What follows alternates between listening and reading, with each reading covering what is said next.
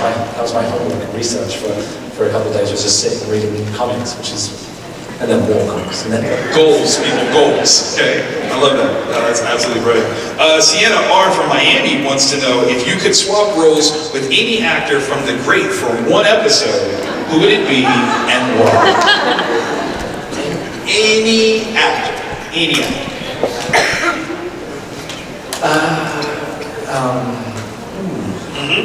Interesting. You know who I really, there's so many great performances in that show, and I love all of the actors. But Doug, who plays TheMtVernonkid. Good call. He's so funny to be in a scene with, because it wasn't in the script describing the character, but he added all these like belches and like heavy breathing and like things. And the first time doing a scene, we want to make sure she's moving. Dying with hysterics because we didn't expect it. It wasn't scripted, and he suddenly doing this stuff. So I'd like to switch with him for a day and wear his fat suit as well. He had the muscle suit. You want the fat suit? Yeah, he had a fake belly and stuff.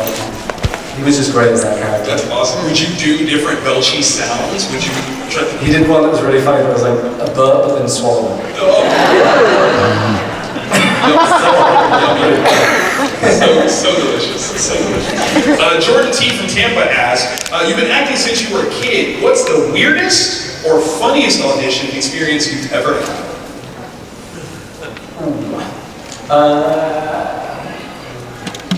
Weirdest. I've done some weird ones. There was one where like there wasn't a language for the character, you just had to like bark. That's the audition? Yeah, so there was like bits that you do in English, and then you'd have to pretend to talk to another character and bark. Like you understood, and then they'd bark back, and you'd be like, oh, bark. And then carry on talking. This was X-Men First Class. Like, I was like, oh, you're gonna play the enemy. You're like, oh, cool. No, X-Men First Class, the weird request for that audition was do one take as Stewie Griffin. That was from Matthew Hill. So I was like, cold kills broccoli. So I was like, doing like the Hank characters but as Stewie Griffin. I don't know, that's some weird stuff. You get asked to do some weird stuff as that, but when I was auditioning for The Favourite, Yorgos, the director of that, would have you like hum and dance and imagine and follow like imaginary beams of energy and sculpt, like all these like kind of games to prevent you from acting, I guess, in some ways, and like focusing too much on the scene. And then the rehearsal period for that film was similar. We spent 2 weeks with the cast kind of, you know, dancing and playing games whilst doing scenes. It was really weird but fun. I love it. That's a great question. Isaac L. from Jacksonville wants to know, your fashion choices always stand out on the red carpet. True. Do you have a favorite look that you... I don't know what's happening to most of those pictures. Absolutely not. Thank you. Of course. Yes. Do I have a favorite? I love egg. So, I love egg. I disagree. no. The suit you wore at your wedding day, right? Yes. Yes. Special. Best red carpet of all time. I don't think I have a favorite. That's terrible. That's because you shout should out to Wendy Nicole who helped me do styling, because that's more than... I love it. Yes. Always shout out to stylists. That's very important. Yes. Gabriel S. from St. Petersburg wants to know, in Mad Max Fury Road, you had such an intense, high-energy role. What was the wildest moment on set? Wildest moment on set?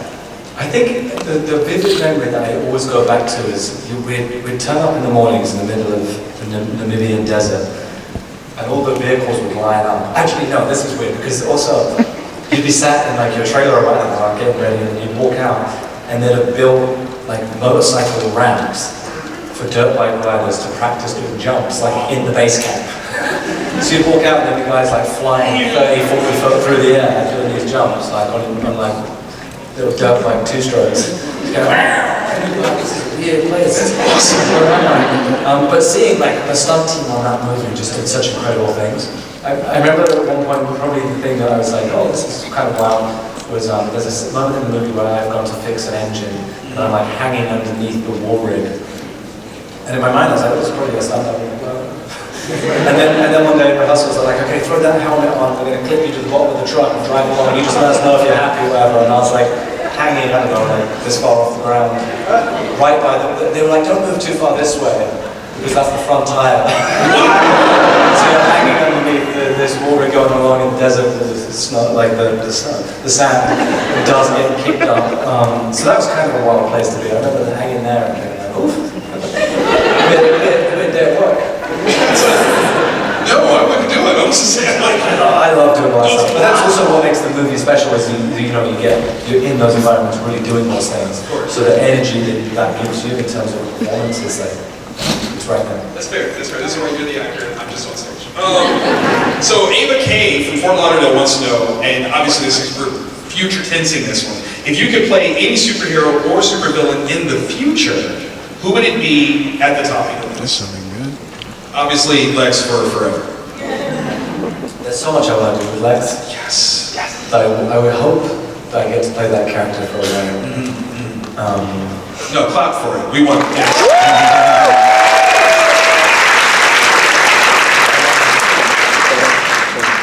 My audition to play some other ones didn't work out. I think overall it might have actually given us what we needed. Yeah. I don't know, I feel like, also, I'm excited to see what Marvel do with the X-Men. Sure. Because I love playing Beast, and I'd be open to playing that character again.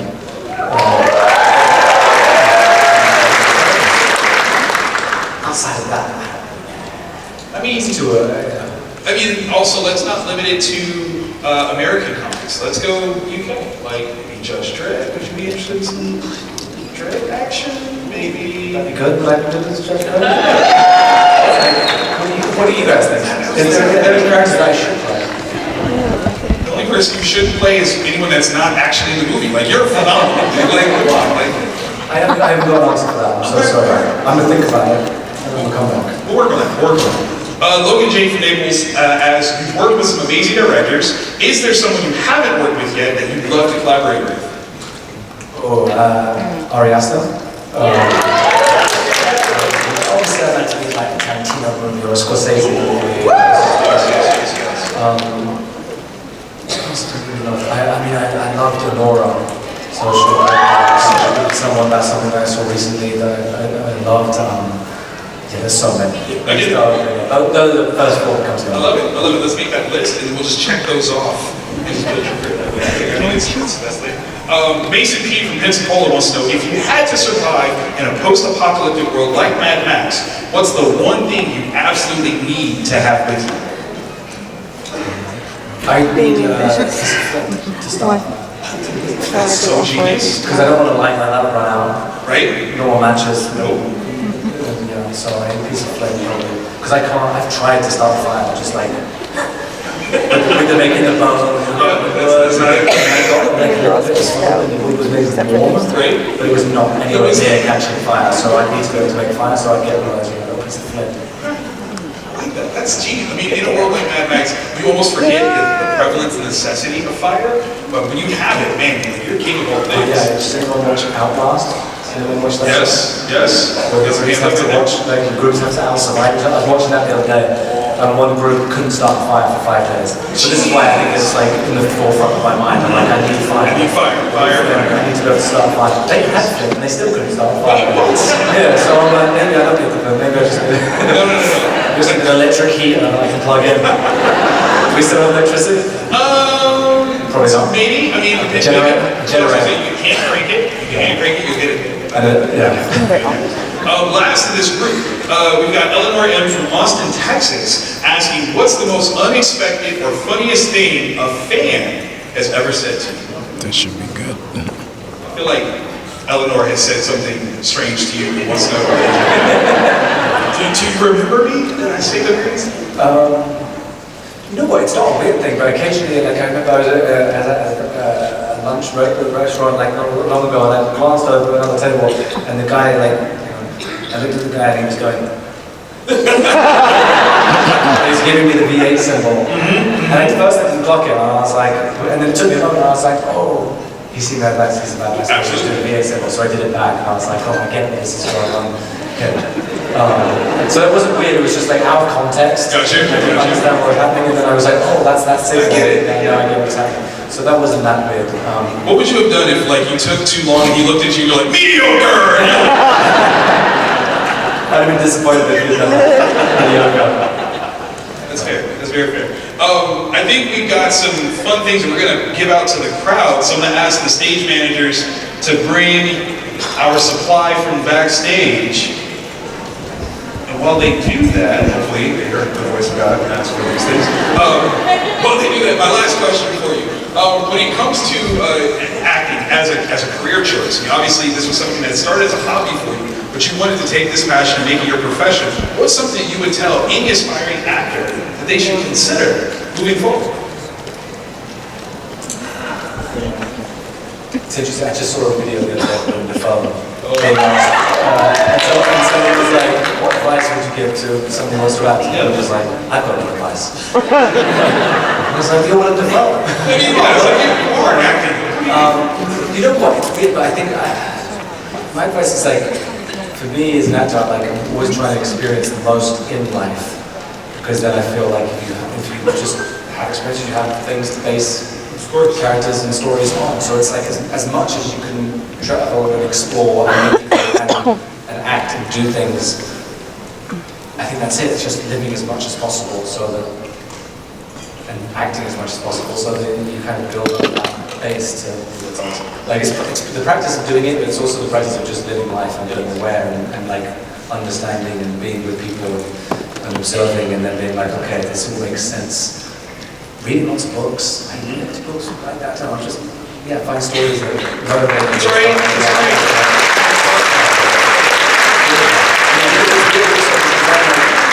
It travels back, where you go, someone was asking me the other day about, I did this movie called The Order, with Jude Law. Yes. I think I mentioned that. Yes, you did. Sorry, but the character in that is like, kind of, he believes that he's got this, plan on how his life's going to end. And when I was learning about that character, I was like, oh, this reminds me of doing my life with Nugs, because he's already, intent on going to that level. So I read all these books about that, so I could, the knowledge I learned for that basically helped inform this character. So even though they're not related, there's always like like kind of There's threads, they're all connected. Threads that are all connecting everything. So the more you read and learn and do, the more you have to put into any character. I love that. What I love the most about it is, though I asked about acting, I think that applies to anything that you do. Live life and find the story within the things that you experience. That's absolutely brilliant. We do have some shirts that we're going to ask Nick to throw out here. T-shirt toss. Thank you, Claire. Don't give it up to Claire. She